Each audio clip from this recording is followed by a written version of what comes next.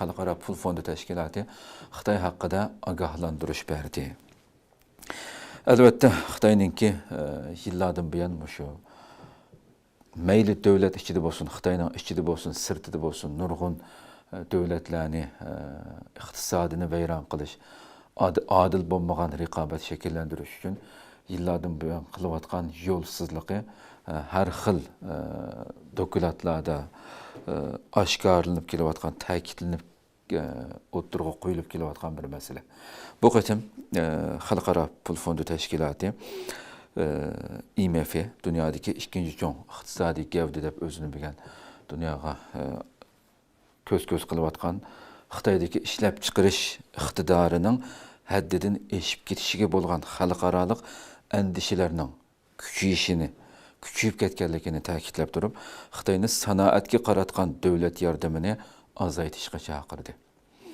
Yani deganimdek mayli Turkiya bo'lsin, Turkiyadami har yildagidek shu Xitoylarning to'kma qilib o'tgan har xil narsalari Turkiyaning ichki sanoat korxonalarini vayron qilish uchun nihoyat tez suratda ilgarilayotganligi uchun buni cheklaydigan nurg'un qonunlarni har yil chiqarib turdi. Ve bütün dünyada bu şekilde devam kılıvatıdı bu. Xitoyninki şirketlerini devlet qollab, şu devletlerdeki ticaretini, karxanalarını, içki sanoatini vayron qilish uchun qilayotgan bir nihoyatda nima deymiz endi buni? Ne insani, ne ticari axloqqa zid bo'lgan faoliyatlarni yillardan buyon qilyaptilar. Yedigarlik bilan xalqarada men unda qilmadim, uni qildim, buni qildim deb xabarning davomida bor. Masalan, bu qatim Xalqaro Pul Fondi Tashkiloti Xitoyning umumiy ishlab chiqarish qimmatining taxminan 4%ni muhim sohalardagi shirkatlarga to'liqlama berish uchun sarf qilganligini mo'ljarlab chiqqan va o'tir mezgilda bu nisbatni 2% tövelletish kerakligini bildirgan Xitoy. Buni bu şekilde tövelletishi kerak deb. Fondi tashkilotining bayonotiga asoslanganda Xitoyning sanoat siyosatları xalqaroliq ta'sirlar va besimlarni keltirib chiqarmoqda.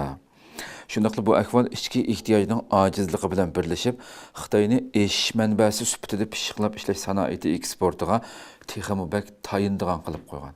Butun dunyoga to'kma qilib o'tgan gapda hamda. Haddidan ziyoda ishlab chiqarib, ham Xitoy davlat tarafidan bu davlat qo'llagan shirkatlar hatto tannarxidan to'van bahoda setishning yuz berayotganligini xabarlarda chiqdi o'shan nurg'un qatim.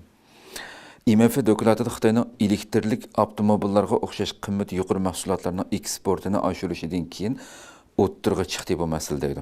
Xitoyning o'tgan yillik yer shari mal savdosidagi eshinchisi 1 trillion dollardan eshib ketdi. Fransiya deganni o'ttirg'a qo'yib, mesela bu xabarda Fransiya prezidenti, hatta Fransiya prezidenti Macron'lam emas, başka Yevropadagi nurg'un davlatlarning raislarimi Xitoyning bu Yevropadagi mesela bulupmu to'liq avtomobil sohasidagi u davlatdagi yerlik ishlab chiqaruvchilarni vayron qilish darajasiga berib yetganligini jiddiy shaklda ayblab turib, bu chidab bo'lg'usiz tangpongsizlikdan shikoyat qilganligini o'ttirg'a qo'ygan.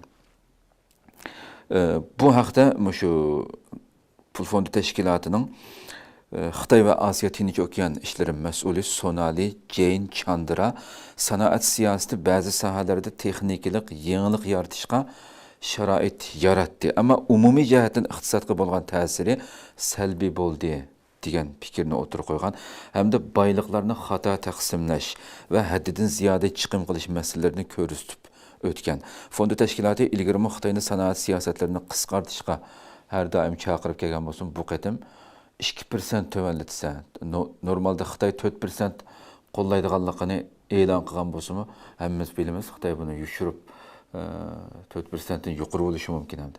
Buni 2% tövəlletib, umumiy Xitoyning shu Xitoyning umumiy ishlab chiqarish qimmatining taxminan 4%ni men qilaman deganni 2% tushir degan shaklda buningga chaqiriq qilganimda. Tushirish kerakligini ogohlantirganim bu qatim.